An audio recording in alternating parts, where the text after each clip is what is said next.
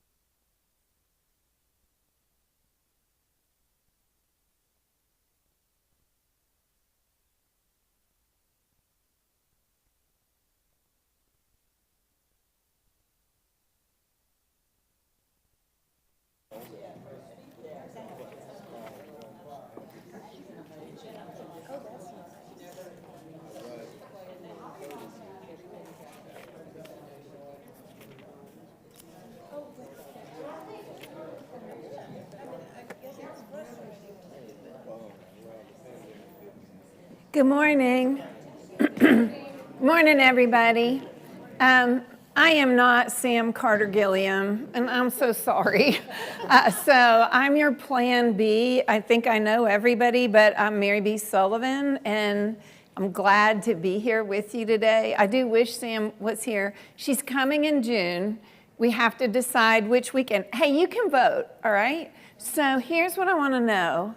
Do you think it's a bad deal to bring in an outside speaker on Father's Day weekend, in the morning on Saturday, and here on Sunday? If you think it's a fine idea, raise your hand. June like 15th, 16th, around then? Okay, so would you be hesitant to do it from the others, would you say, or do you think doesn't matter? What's the other choice? The week later? Doesn't matter. Okay, I'm going with, because Father's Day weekend, Keith Cromwell can be here, who is her good friend who's bringing her in. So I think that just tipped the scales for me of when we'll do it.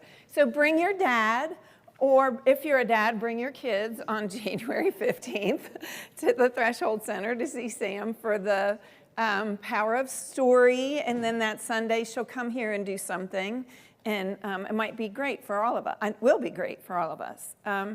So today I am going to mostly be talking about lament and a little bit about joy and creativity.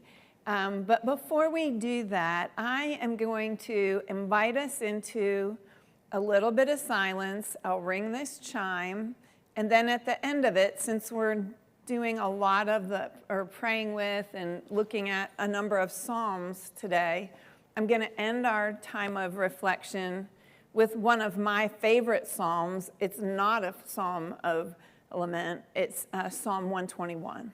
So I'd invite you, if you're comfortable, to go ahead and close your eyes. You at home, thank you for being here. You just join right in with everything that we're doing. So you close your eyes, we'll be here when you open them up. And take a couple of deep breaths. For some of us, we had a stressful weekend, maybe changing plans, if we have any kind of sense of weather trauma, watching James Spann endlessly. And so let's just be here now.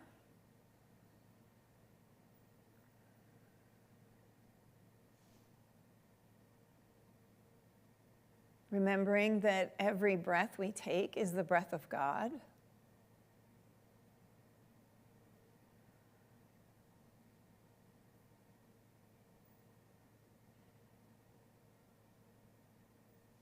sacred ruach, the same that swept over the face of the deep.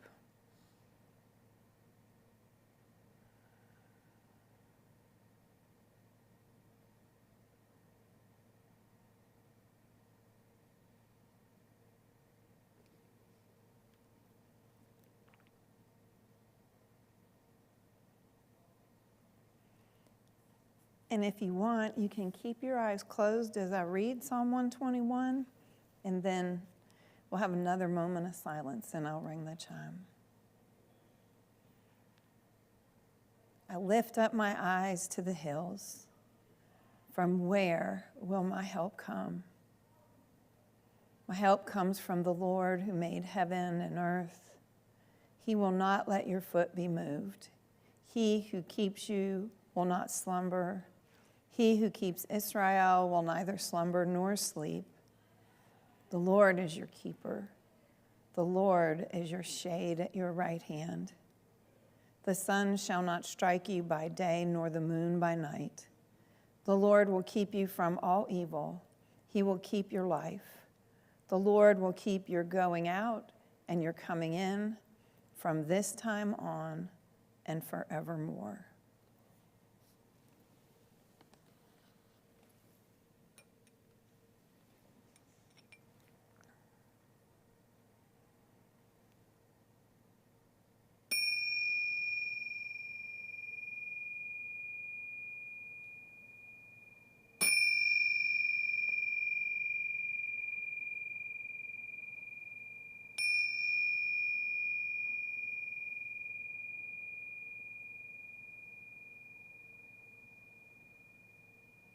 Amen.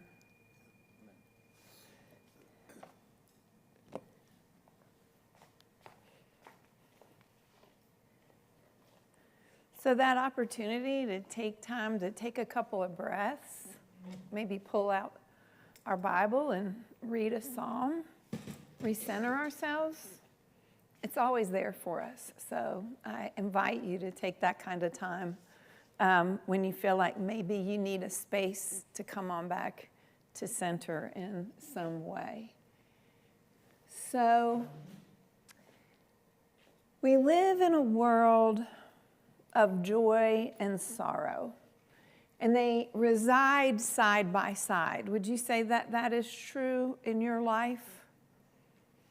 In general, culturally, where do we feel like we're most comfortable? What's your sense of that? Where are we most comfortable in this joy and sorrow side by side? Enjoy? Yeah, enjoy. Yeah, I think most. Was anybody here raised with a culture or a family that embraced honoring your sorrow? Was that something you were privy to? Malcolm's shaking his head. Yes, I didn't plant him. I didn't know I was going to ask that. So what do you want to say about that? How so? And please use the microphone. Well, just growing up, I had a good model to follow, and that was my father, who just seemed to always be an encouraging word, even in the hardest times. And so it was kind of like, yeah, these things happen, and how we get through it is part of it. Mm-hmm. Okay. So it wasn't ignored, it was honored. And so, which is interesting, and I swear we didn't talk, if you don't know, Malcolm's my husband. So we really didn't talk about this, but as you say that, what comes to mind for me is that you chose, some of the fruit of that is, you chose as a vocation. Malcolm is a priest also, whose ministry has been primarily as a chaplain in the HIV clinic in the 90s, and then in the hospital as the director of pastoral care over at UAB. So that's fascinating to me in a way, that gave you permission to be comfortable to walk into that place where sometimes others aren't. But most of us acknowledged that when we talked about where are we most comfortable in this, joy and sorrow sitting side by side, I think about birds up on the wire or something. They're just right there together. And most of us, I believe, I know we're really praised for our joyful spirit, right? And culturally in the South, I didn't grow up in the South, but people tell me that's particularly, not to show that sad face. Am I right, or have I been taught wrong? I'm correct. Okay. At least in some, and everything's not, black and white. And I love joy. I actually am grateful. I feel like my own natural place can be a place of joy, but not always. And we're going to talk more about joy at the end of our time together and what joy really means, okay? But I want to talk today, I want us to share today about the power of lament in our lives. And so where do we see them? There's a whole book of Lamentations. So obviously the Hebrew people, they did not have a problem with lament, okay? And then, it's like 40-something, I have that number, almost a third of the Psalter, I'm looking to my friend back there, is Psalms of Lament, right? So we have Psalms of Praise, we have Psalms of Lament, and so this says, who wants to read what that says up there? Because I get sick of myself and not everybody can read. So do you like to read, Carol? Would you? Thank you. Psalms of lament are powerful expressions of the experience of disorientation. They express the pain, grief, dismay, and anger that life is not good. They also refuse to settle for things as they are, and so they assert hope. Thank you. So Walter Brueggemann is an Old Testament scholar, and he has written a book, a beautiful book that's very important to me, The Life of the Psalms. Is that what it's called? And then, it's The Life of the Psalms, I think. Might have done Praying the Psalms too. But in it, he talks about, he's building on another theologian's premise, that in our life, we experience orientation, disorientation, and reorientation. If you're a Richard Rohr reader, how fun. I want to say it again. If you're a Richard Rohr reader, you will know that he spent a whole season on lament in his daily reflections, okay? And he talked about this orientation, disorientation, and reorientation. And we'll come back to that idea in just a moment.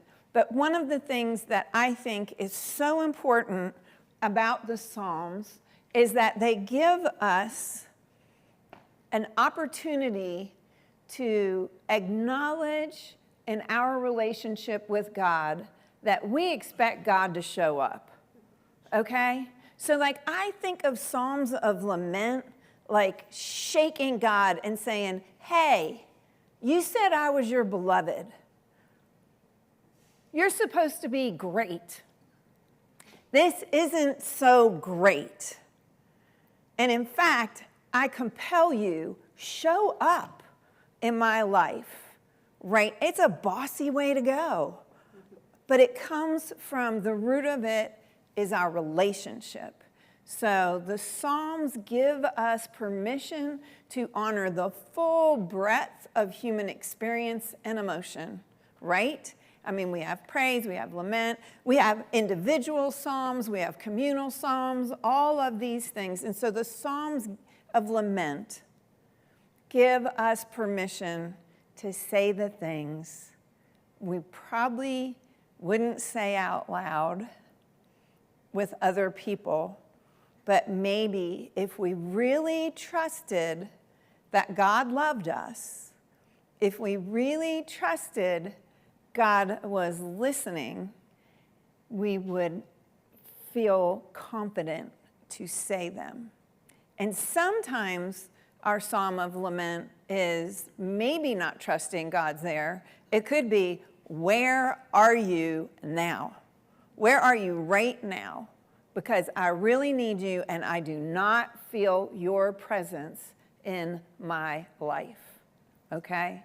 So I am here as one of your priests to tell you, if someone told you well, I'm going to back up and tell a story. If I've told this story before, just bear with me. You know, we only have about 5, we preachers.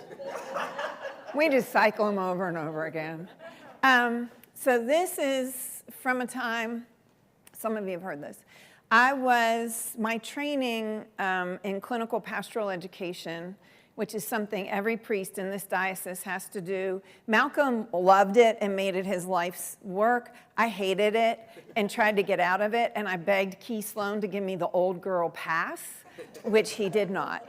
And so I was in there, and then if anyone knew Jonathan, what's his last name? Oh my God, my beautiful Jonathan. Anyway, one of the big tall priests in the diocese was my sponsor. And he told me, oh, you're reticent? And I said, yeah. And he goes, I'm putting you in the emergency department. So that was not helpful. But I actually learned a lot. And I was in the emergency department for a long time, all summer. And this one elderly woman kept coming back. And my heart just broke for her. And so I came in her room, and her son's standing here with his arms kind of crossed, and the mom's in the bed looking so vulnerable. And I just said, I'm so sorry to see you again. Like, I knew her, and I was in the emergency room. And so I said, I'm so sorry to see you here again. And she started to lament about her life. And I said to her, you can go on. God can take it. And her son stood up and said, we don't talk like that to God. And he kicked me out of the room. So that's how strong the pushback can be sometimes, that's ingrained in us, that we're not allowed to talk to God that way. So here's the deal. You can. And it's healthy too, right? It's healthy for us to do that. So I've already mentioned lots of Psalms, 42 of them, of lament, and the whole book of Lamentations. Our life, sometimes we have things that happen that are beyond explanation and are so hard and so painful, we just sometimes can't even put words to it. So I mentioned this idea of orientation, disorientation, and reorientation. And the Psalter takes us through this. And orientation is like this place of home. So when you think of orientation, like think of a recent thing. Before the pandemic, it was a way we lived our lives, right? What was the disorientation? Everything, right? In fact, there's a psalm, a lament, anyway, I won't get into that, but there's a lament for the pandemic that I wrote that Elizabeth Vanderkamp, who you have met, put to voice, that we used during an online sermon or series, online service during lament or during the pandemic when everything was online. But all of a sudden, we're in disorientation. We've gotten the diagnosis. Someone we love has died. We lose our job. A tornado strikes. We know disorientation, right? And it's like we are knocked off of our center. And it's hard to find solid ground from which to stand. And then reorientation is when we have a sense of coming home, but we bear with us, like Christ resurrected. We bear with us the scars of the experience, right? Jesus still had those scars. And did Jesus lament? What's the famous Jesus lament? It could be that. I'm thinking of Psalm 22. My God, why have you? My God, why have you forsaken me? So if Jesus can say it, my friends, you can say it. And so there are communal laments, like Psalm 60, which I'm going to give you a piece of. And then there are individual laments, like 142. So for the people of Israel, what do you think is one of the biggest things that you know of that they lamented about? Actually, I know what I'm going to do. The exile. That's right. All right, I'm going to give you this one. The thing I don't like about it is it doesn't land where I want to land. We're going to come back to this other one. Okay? So I'm going to take prerogative, and we're going to go to the communal lament of Psalm 60.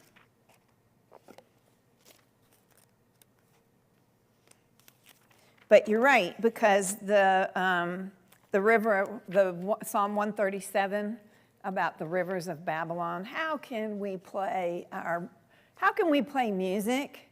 Don't even make me grab my harp. I can't sing. I'm in a foreign land. And that was a communal lament. And so is Psalm 60, which goes like this. Oh God, you have rejected us, broken our defenses. You have been angry. Now restore us. Okay? So here's one piece. You name God. You can use whatever word you want for it. They use God. You could say beloved. You could say Shekinah. You could say whatever word you want. Oh God, you have rejected us, broken our defenses. You have been angry. Now restore us. You have caused the land to quake. You have torn it open. Repair the cracks in it, for it is tottering. So in here is a naming of what's wrong, right? You're naming what's wrong, and then you're demanding, get in the game, God. Get in the game with me. You have made your people suffer hard things. You have given us wine to drink that made us reel, R-E-E-L. You have set up a banner for those who fear you, to rally it out of bowshot. Give victory with your right hand and answer us, so that those whom love you may be rescued. Rescue us. God has promised in his sanctuary, with exultation I will divide up Shechem and portion out the vale of Sukkoth. Gilead is mine, and Manasseh is mine, Ephraim is my helmet. So we'll go on. And then, who will bring me to the fortified city? Who will lead me to Edom? Have you not rejected us, O God? You do not go out, O God, with our armies. O grant us help against the foe, for human help is worthless. With God we shall do valiantly. It is he who will tread down our foes. So at the end, so most Psalms of Lament, two of them don't. And one of them is the one about Babylon, 137. And the other is Psalm 88. All the other Psalms of Lament end in praise. So they let God have it. They ask for what they want. And then they acknowledge, I praise you. I love you. But maybe we can't get to the praise until we've really let the hurt and anger and fear come out. Has that been true in your own life in any way? Some of that? Yep. So we'll talk more about that in just a second. So I've kind of mapped this out before you, but a psalm of lament assumes we have a right to be heard, address to God, affirmation. And I have a handout for you that has these steps in it, because I think, I'm going to have you do a little exercise. Affirm, plea, acknowledgement that something has happened, and then a sense of praise and thanksgiving, trusting that God will be there for us. So when you see this process, any one of us could write a psalm of lament. Has anyone ever written, you don't have to call it a psalm of lament. You could write a lament. Who here has ever written a lament? In your head? Yes. Okay. Who's had a lament in their head? Like, who's had a prayer that was kind of like this? Okay. So if you feel comfortable sharing, what impact did it have for you to speak to God in that way?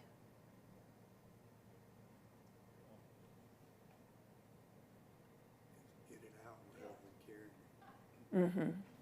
I'm sorry? Guilt. Really? Okay, so you need a microphone, Sheila Snotty. Okay, text coming out in front of the camera. Everybody look. Okay, Sheila. Or behind. So guilt, I think. In what way? Well, to complain. Because I think the reason we don't complain is we know we are so blessed. You can find in each bad situation how much better you are than someone else. You know, how blessed you are. I mean, even the worst of situations, there is a blessing or something you can find to be thankful for. Yes. So to complain, for me, brings guilt. Oh, all right. I hear you. I appreciate that so much, Sheila. And, so there's maybe a difference between a stance of complaint that is a way of being. Know anybody like that in your life? Ever have that? So there's a stance, a way of being, and it's real that we feel guilty, that we're complaining about this thing that's wrong when so much is good. So maybe sometimes that's absolutely where we need to be, is gratitude. We kind of jump to the end. There's no right or wrong. But lament is born from huge fracture of something that there's a difference between a minor complaint and a major sense of fracture in my life that is worthy of lament. And then sometimes we could give ourselves the grace and go, I'll get to gratitude. This is just where I need to be right now. I see. Thanks. Yeah, I think that's more the way that I am. I feel like I'm always speaking to Jesus more so in a personal way, and I'm angry about this and why that, and so I don't necessarily feel guilty, because then I come around to, that's just the way I am, and you'll have to help me get out of this. I can't do it myself. Help me get a better attitude, or see it a different way. Yeah. And then I end up in the praise, but I don't Right. really can't say that I feel guilty, Miss Yeah. Snotty. And there's no right or wrong. No, it's not right or wrong, Yeah. but it's just because I It's just how am you feel. more That's good. the way I talk with them all the time. Right. Okay. I'm sure I can blame my mother. As a mother, I get it. And you're a mom too. Okay. Thank you. CJ. Okay, thanks. The one lament that I really remember and has carried me through other situations was the lament of being, I'm not sure, angry, but giving up control and realizing, I couldn't do this or fix it by myself. Mm-hmm. And so by giving up control, it allowed us to persevere in the, I guess, the foundation of hope. Yes. Is Yes. what the two things. Thank you. Yeah. So perhaps even in the process of lament, we create opportunity for hope. Because if we're just pushing it down, and we're pushing it down, and we're pretending we're not in crisis, and we're pretending it's not bothering us, we are like, I'm fine, fine, yeah, I'm fine. And underneath, we're like a duck that's not only paddling, but like we're about to drown. and you're stuffing it. And as Jerry Wright, this great Celtic spirituality guy, said, you know, you can push it down. He's a psychologist and minister. And you can push it down all day long, and the farther you push it down, the bigger that wave's going to come crashing back out. So at some point, and we're not always ready to address it. But anyway, yes, that sense of hope, which is where most Psalms of Lament end, in a place of praise and thanksgiving. But it's a process, right? And so that's part of how we get to joy and creativity. Because, but before we do that, let's just name some. I've already named the obvious about what we lament. Is there anything I haven't named that we think of? There's a lot of things we lament. And what if it's just a word, pop it out. If you need the mic, you need the mic, but you might not need to. Like, did I miss anything about some of the things? Anything else we want to name? Life after 9/11. Yes, absolutely. And all that's happened. And then it feels like not long after a pandemic. Yeah. Just all very earth-shaking. Yes. Fractured relationships. Yes.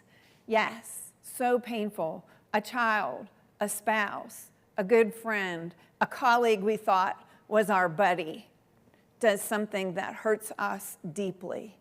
Right. Yes. And like, how did this happen? Where am I? Yes. So I wish, can you see that picture? All right. So I'm reading with a group right now, Barbara Holmes, and she has a book called Crisis Contemplation. So Barbara Holmes died last spring. She's an African-American Episcopalian. She was on the Center for Action and Contemplation's core faculty, a brilliant theologian. And in this book, it's called Healing the Wounded Village. And she talks about the crises we're experiencing in the way of racism, fractured sense politically of the divisiveness that we have in the world, and also the crisis that our earth is undergoing with all of the weather and other events that we're experiencing now. And so she claims that part of healing our wounds, or part of the village response to crisis, is lament. And she says that lament is risky business. It's risky because we really lay out our heart in a way that possibly we don't naturally want to do. And she talks about women wailing and other things, that it is so vulnerable. Like, a lament doesn't necessarily have to be that form that I mentioned about a psalm of a lament. It can be someone keeling next to someone who's just died at the hospital bed. That is a wordless lament, is it not? It is painful for those of us who have been that one, or for those of us who have been alongside others. So she says, it calls for justice and it makes demands on our relationship with God. And once it's released, you can't get it back. So it's risky business. She also says, as we've kind of alluded to or named, lament allows the pain to escape and stitches us to our neighbors. So there's something about our communal experience of something. Like, that's why we come together in church, right? And we pray these psalms together, because we don't want to do this by ourselves. It's a reminder that we are interdependent with one another. And the last thing she says is, lament is a collective response to tyranny and injustice. We moan to hear one another and for assurance that we are not alone. Her first book I read in seminary is called Joy Unspeakable, and she talks about the contemplative experience of the Black church And she talks about that. She claims that the moaning on the slave ships that were making the passage across the ocean was actually a collective contemplative lament. That is, I mean, just, and she can say it out of the heritage from which she comes. I can't say that. I'm Irish Catholic, Episcopalian, whatever, right? But for her to say that from the history of her people, that's what she claims. And she talks about, in similar fashion, the Holy Spirit groans prayers on our behalf. In the epistle to the Romans, oh God, I love this. Paul states, in the same way, the Spirit helps us in our weakness. We do not know what we ought to pray for. Have you been there? I don't even know what to pray. We do not know what we ought to pray for, but the Spirit intercedes for us through wordless groans. So sometimes our lament is, I don't even know what to say to you right now.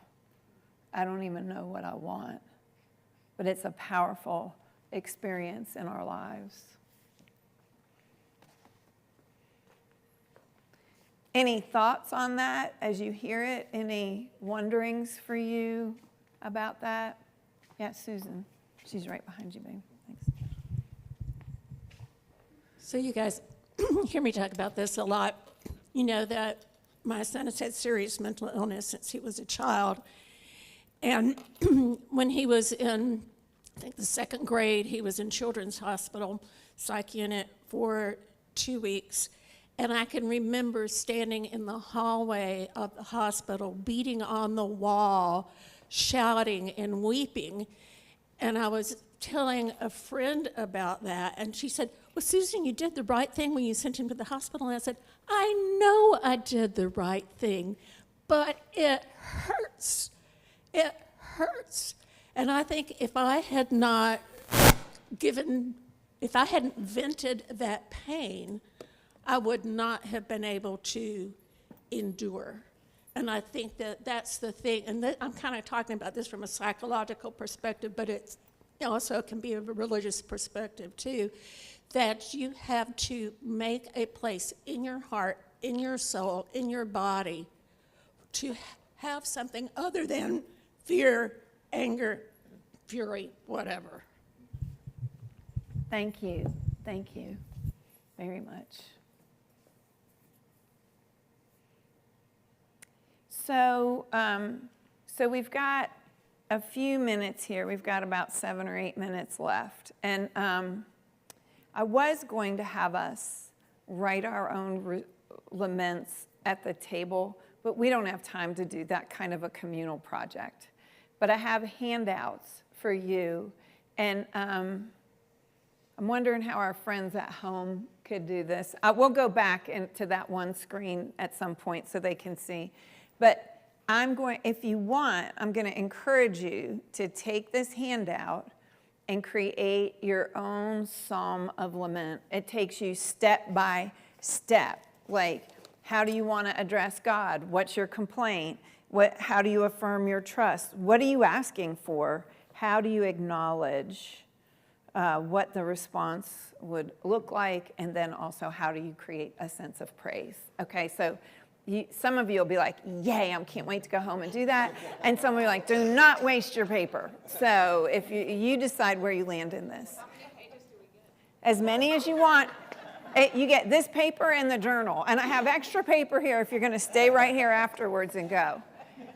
Okay, so we go through this place of lament, but most Psalms of lament also have a sense at some point of experiencing gratitude and restoration.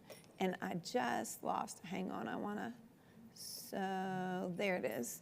All right, so Psalm 137 is the one. By the rivers of Babylon, there we sat down and we wept.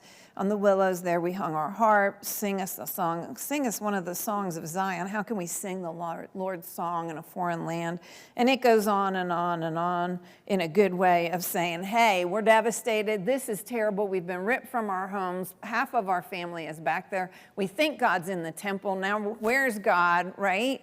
And then at the end of Psalm 137, it's one of the ones that doesn't end in praise. It goes, "O daughter Babylon, you devastator, happy shall they be who pay you back what you have done to us. Happy shall they be who take your little ones and dash them against the rocks." It's some of the hardest words in all of the Bible, right? So this is not giving,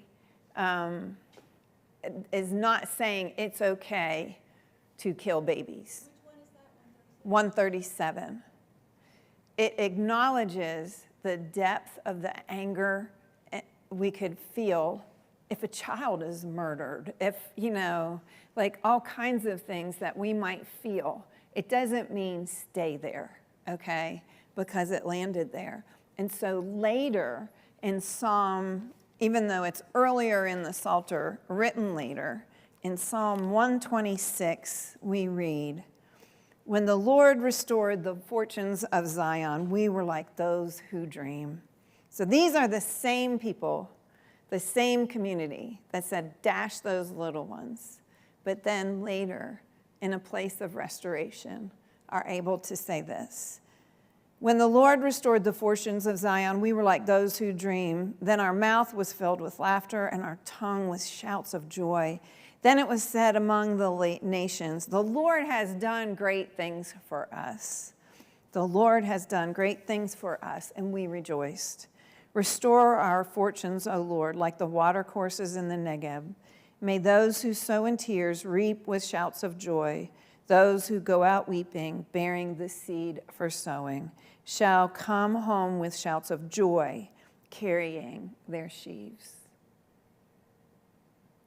So we don't stay there, hopefully, but sometimes we can be there for a really long time. So how do we expect, or how could we understand that lament would be in any way connected to creativity? Have you experienced a time of deep creativity during, may I, Malcolm? During a time of, is it okay, Michael? Do you want to say that or no? Okay. Yeah, I think for me, the way in which we address and deal with painful experiences is, if we sort of back to the way we do it in the South, we hide it, push it aside, pretend everything is wonderful. But I think we miss an opportunity to fully experience what life is all about. If we don't embrace pain, we don't embrace bad things in the sense of it's part of the complete experience of being alive, we miss part of what that, we miss some of what that can mean. And for me, creativity, I'm not very creative in any way at all, but during a couple of painful passages of my own life, I took to writing free verse and using that as a way, not to journal, but just to say, and you could probably describe it as a lament. I didn't always express it to God, but it was, it was a way for me to experience some creativity in my own life. So, thank you. That's powerful. Thank you.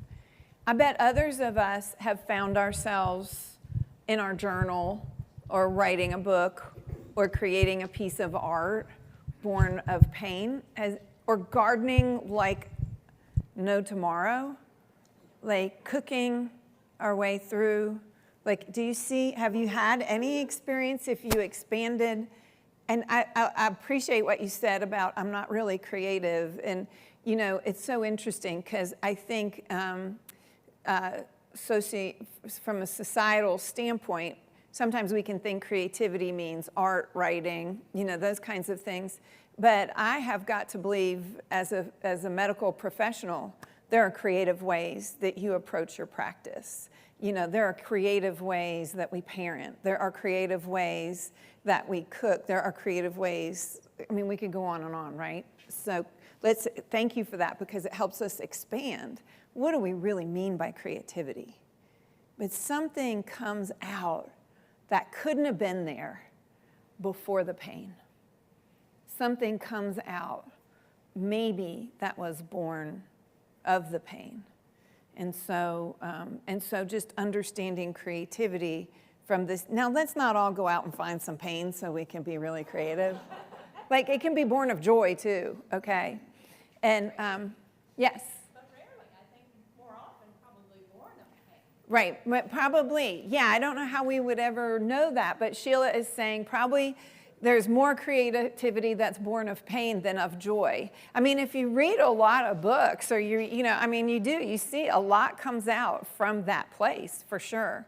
I wish we didn't have to do that. Like, wouldn't that be nice if more of it came from joy? And all right, so this is another book I'm in love with besides Crisis Contemplation. I'm kind of on a roll with reading African American female voices. So like the first one was Sophronia Scott, and then it was Barbara Holmes, and now it's Cole Arthur Riley. And the other day I'm like, why am I so drawn to these black female voices? And I'm not really sure, but I am. And I think maybe a part of it is, for me, it's a voice that I haven't heard a lot, and I haven't read a lot. I have some experience in my life, but not tons. And so they're expanding, as Salam Green would say, who's leading our poetry, Hope Through Poetry, which is awesome over at the Threshold Center. It's expanding what she calls my field of love. Expanding our field of love. So hearing these voices sometimes is really hard, because sometimes there's real anger and a sense of injustice, and I feel bad because I don't know, how have I participated? Who knows? But Cole Arthur Riley I'm listening to it on Audible, This Here Flesh, and her voice, you read it, yeah, isn't her voice compelling, Catherine? Yeah. And one of the themes in this book, she's not a happy, clappy girl. She's not all joy, but she is probably one of the best writers I've ever listened to or read. Her writing is profound, and a lot of it comes out of her pain. And yet, she says, joy, which once felt as frivolous as love to me, has become a central value in my own spirituality. I'm coming to understand joy in more nuanced ways, a resting place. That is really an interesting way, right, to think about joy. A resting place, a space of calm and contentment. I'm rarely happy, but I always have a portal to joy. And she's naming here the difference between happy and joy. Probably, have you thought about that before? There really is a difference. Happy's great. I love happy. I love to be happy. But with joy, there's more of a depth and a recognition that we also carry the sorrow. It allows space for both to reside together. Coming back to that first slide, the sorrow and the joy. Maybe they're two sides of the same coin. And maybe only through real sorrow can we know real joy. I don't know. It's a question. I kind of wonder about that. But I hope some of what we can hold in this, it really wasn't a conversation. I'm sorry I talked so much. Forgive me. I probably should have heard more from you. You have a lot to offer. But in this time, if there is something that is really hard in your life now, and we're all going to experience hard, and I bet every one of us has experienced hard in one way or another, to have the encouragement to say to God the depth of what is in your heart And part of it is honoring God and trusting that there even is a God to yell at and that God can take it. And to know if I stay with this, that God will move with me through this.